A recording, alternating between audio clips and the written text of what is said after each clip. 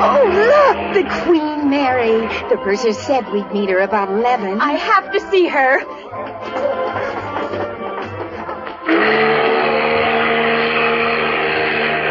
Those lights. Impressive, isn't it? Like a phosphorescent water box. Oh, much prettier. I suppose they are having a ball, too. Oh, isn't it thrilling? Christmas Eve, in the middle of the Atlantic Ocean. And, oh, Jeannie. The CBS Radio Workshop, dedicated to man's imagination, the theater of the mind. Today, all is bright. A simple story of a simple song, which from long-lost beginnings, through the help of a persistent king and a melodious bird, trained by a truant schoolboy, developed into the world's most beloved expression of the spirit of Christmas, the feast of men and women of goodwill, and especially of children.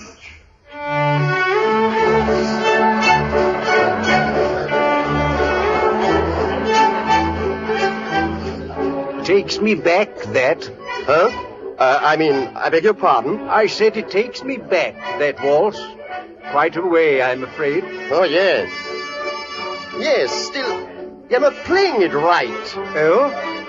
In what way? Not enough spirit, not as the Viennese thought of it. They are playing it as an English waltz, I suppose.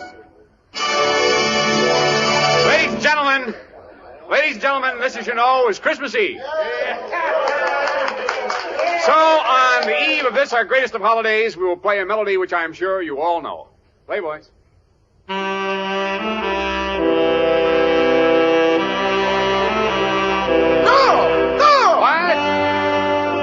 What? Who? I'm sorry, Mr. Conductor.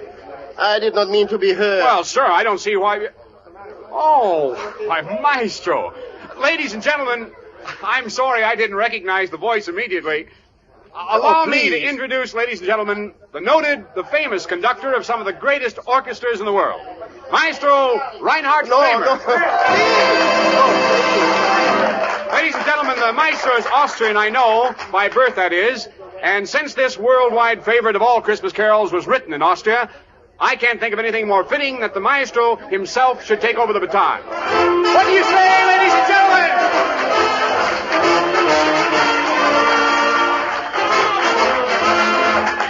Go on, old boy. It will be an honor, sir, something all of us will remember. Well, if you insist, so... Thank you, ladies and gentlemen. There's a guitar in your band, Mr. Woodson, sir. Here, Maestro. Thank you.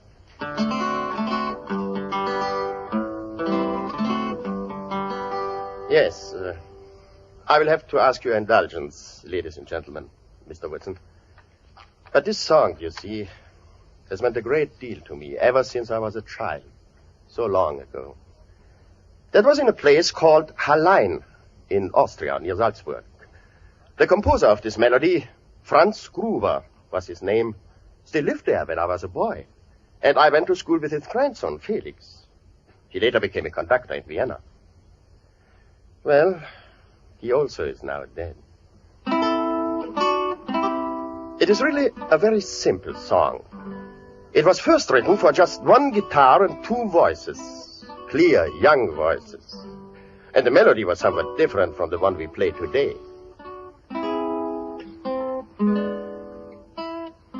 It is only a peasant song, after all. A song without pretension. What feeling it has came from the hearts of two simple men, two friends, imbued with devotion to their fellow beings, a love of life, humility in the face of its mysteries, and a deep sense of reverence.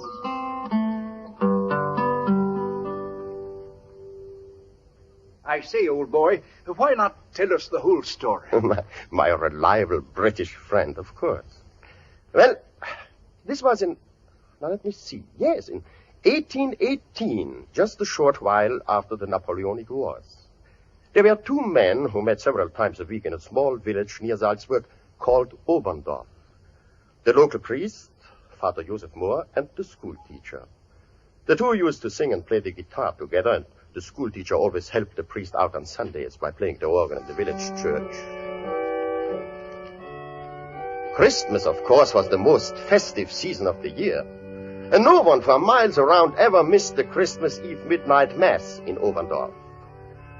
But on the day before Christmas 1818, there was an unexpected disaster.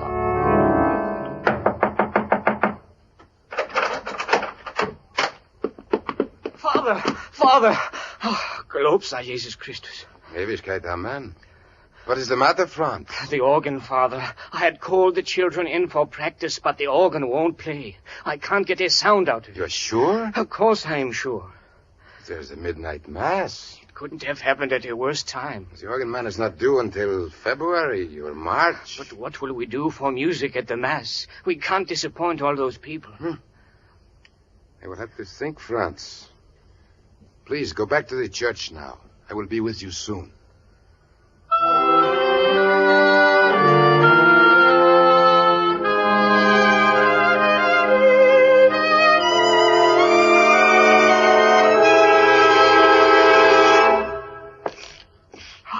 It's no use.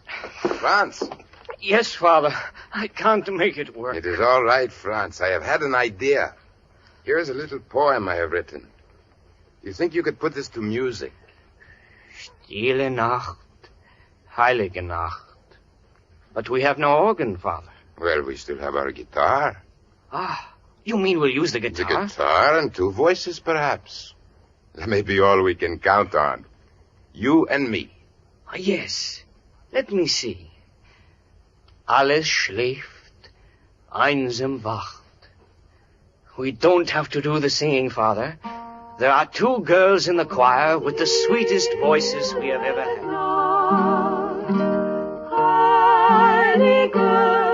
And within a day, Franz Gruber had indeed set Father Moore's little poem to a simple yet beautiful melody. This is what the people of Oberndorf and the nearby mountain farms heard that Christmas. A melody so touching and so easily grasped that all the other children in the church quickly joined in.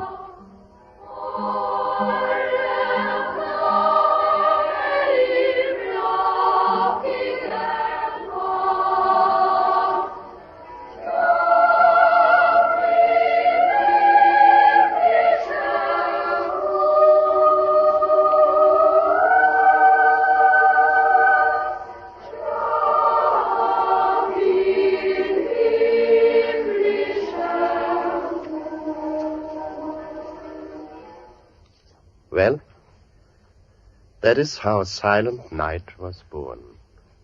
But there's more to it. First of all, there are the mice. The mice? Yes, the mice.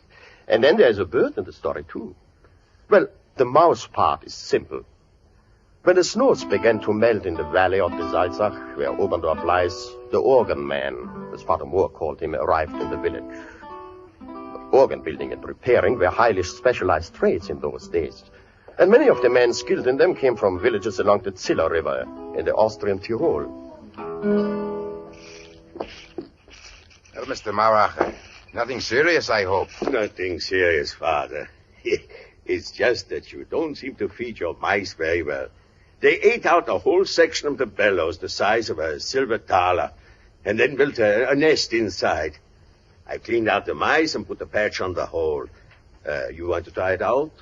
Oh, Mr. Gruber here plays the organ for me. Franz. Of course, Father. I'll try our new Christmas carol.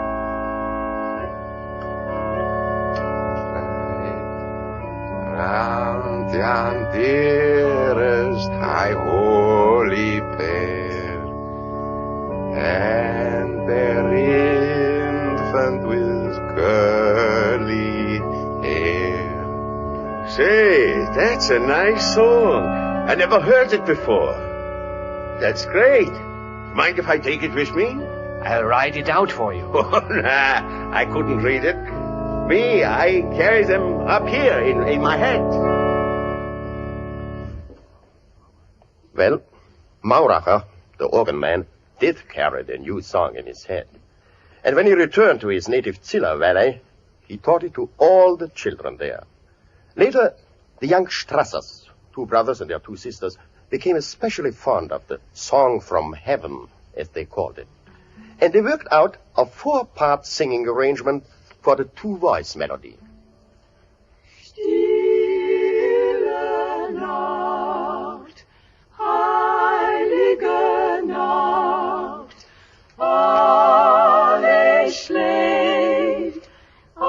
Master Strasser was a glove maker.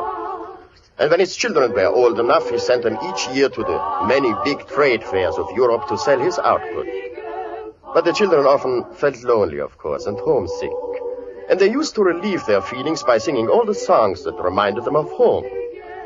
And so, one day in Leipzig, the capital of the Kingdom of Saxony, a dignified elderly gentleman approached them.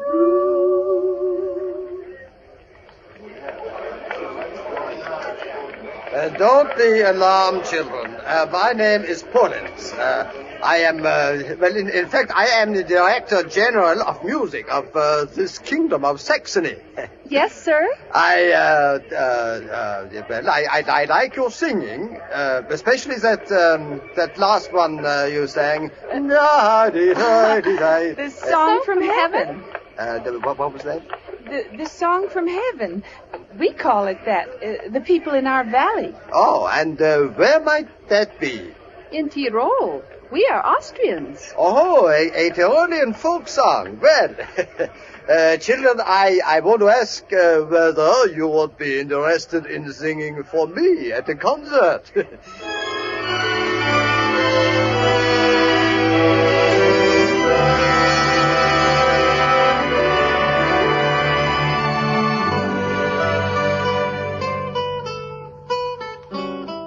This was only 15 years after Franz Gruber and Father Mohr had written their little hymn of devotion. But Mauracher, the organ builder, had never troubled to ask who had written the song. And so when the Oberndorf Carol had a great success in Leipzig and then swept through Europe, it was as an orphan. Another 20 years later, King Frederick Wilhelm IV of Prussia heard the melody during Christmas Eve services in the Berlin Cathedral. He called for the royal concertmaster. Your Majesty? Herr Eck, you are the concertmaster of the Kingdom of Prussia. What is the origin of that hymn, that lovely melody that was played tonight during our services? I'm sorry to say that I do not know, Your Majesty. The melody, if I might say so, suggests an Austrian origin. Haydn, perhaps. Well, then it's off to Austria you go. I want to know who wrote that song, and I don't want to see you again until you found out. Yes, Your Majesty.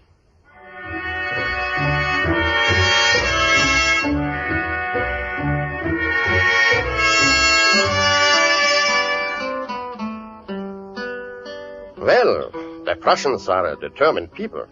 And the royal Prussian concertmaster soon was on his way to Austria. To Vienna first, of course. It was then the musical capital of the world.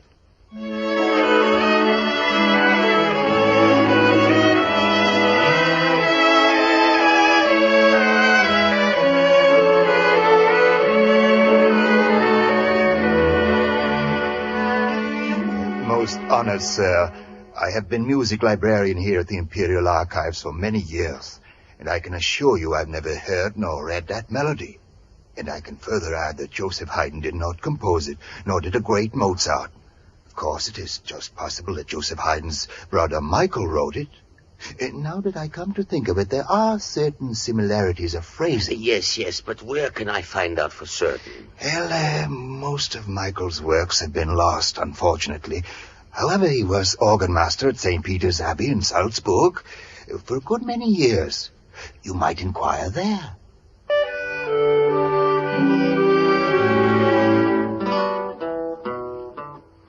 On went the Prussian concertmaster Ludwig Eck.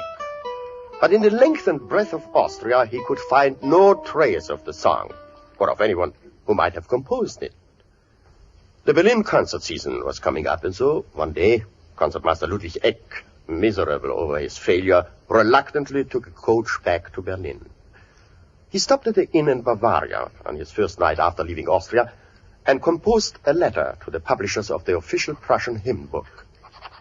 And would therefore suggest, in the next edition of your hymnal, you list Silent Night, Holy Night as probably by Michael Haydn, brother of the celebrated Joseph. Yeah, that ought to do it. By next morning, though, Ludwig Eck had recovered sufficiently from his disappointments to stop by in the dining room of the inn for a hearty breakfast.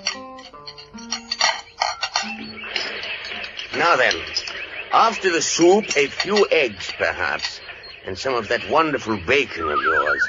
And then, yes, a half chicken, and a stein of beer, of course.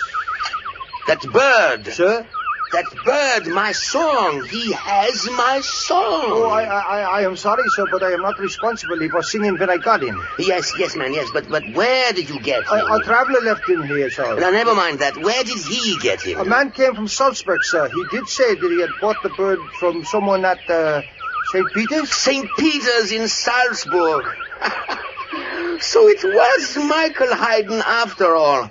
Tell my coachman we are not going on to Berlin. We're going back to Salzburg, St. Peter's Abbey.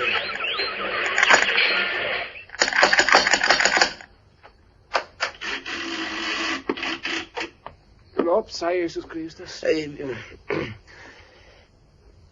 Yes? The abbot. I am emissary of His Majesty, the King of Prussia.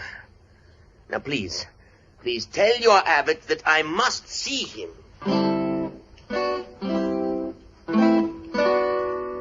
Ludwig Eck was cordially received by the abbot and invited to stay and examine Michael Haydn's remaining manuscripts. He pored over yellowing scores for a week and found nothing. And so Ludwig Eck went home to Berlin. There was one person, though, who had overheard the concertmaster's story of the singing finch. Ambrosius Prenzsteiner, who had himself studied at the Abbey School and was now choir inspector of the Salzburg district. He had developed an idea.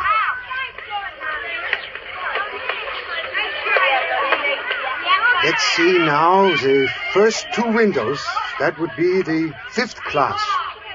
No, probably not that old. The next two, the 4th. I don't think so, but let's try it anyway. I hope I can still whistle.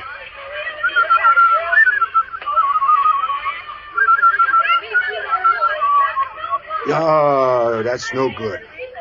Well, let's try the 3rd class.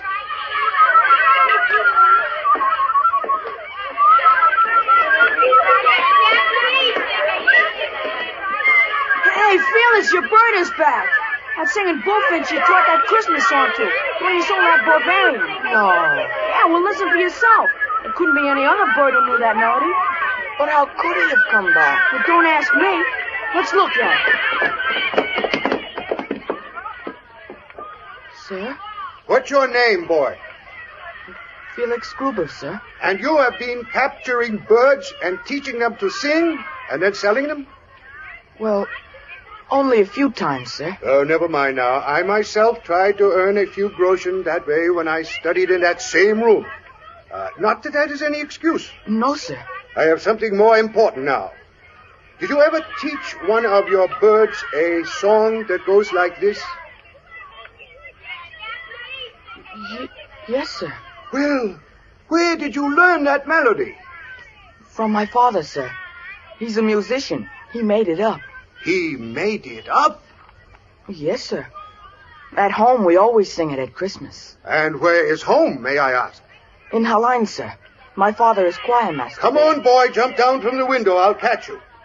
We're going to Hallein. You boys, you may tell the master that Felix Gruber has been excused for the rest of the day.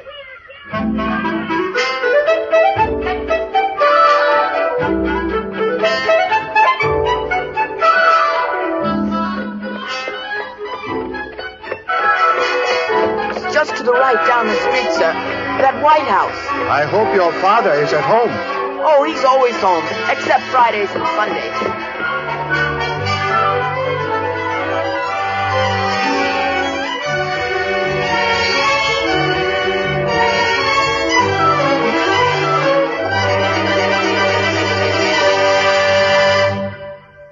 So you did write that song? Only the melody, Inspector. My friend, my very great friend, Father Moore, wrote the words. He died about 6 years ago in Wagram. Do you still have your original manuscript? Original? I don't know. It was so long ago, and the song was such a little thing. I would have to ask my wife. Marie? Oh, never mind now. You will find it later. But that little song of yours has gone a long way in the world. There was a man down here all the way from Berlin to find out about it. About that song? Yes, about that song. Here is a copy of a book he left with me. It was published in Leipzig, and it has your melody. But here is what you had better do now that fame is catching up with you. Well, that's almost the end of my story, ladies and gentlemen. Except that the letter went off shortly from her line to the Royal Concertmaster of Prussia, Ludwig Eck.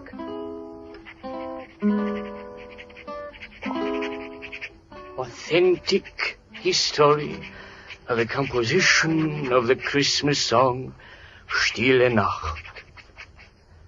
And since this song subsequently appeared in a collection in Leipzig in a somewhat changed form, the author begs to submit a copy of the original music. Hoping that my essay will suffice, I am, with veneration, with high esteem, your most obedient servant.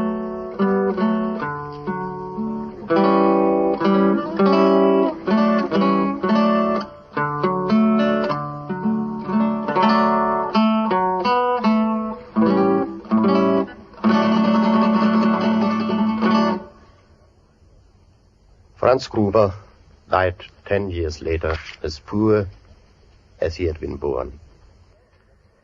And now, ladies and gentlemen, there seems to be only one thing left for me to do, and the only thing I was asked to do in the first place, and that is to play the Song from Heaven, as those Tyrolean children called it, as I feel it should be played. I hope that the orchestra, perhaps some of you, will join me.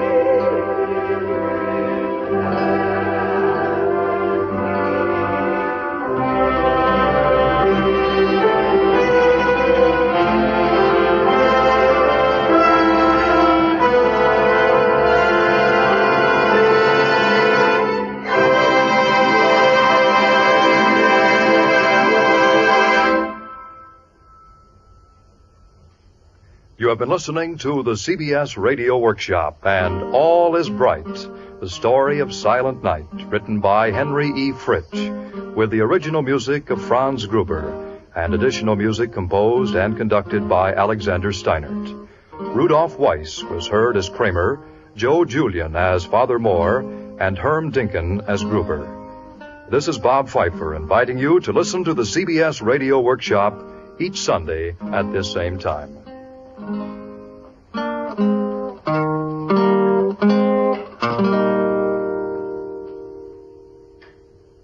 Stay tuned for Suspense, which follows immediately over most of these same stations. America listens most to the CBS Radio Network.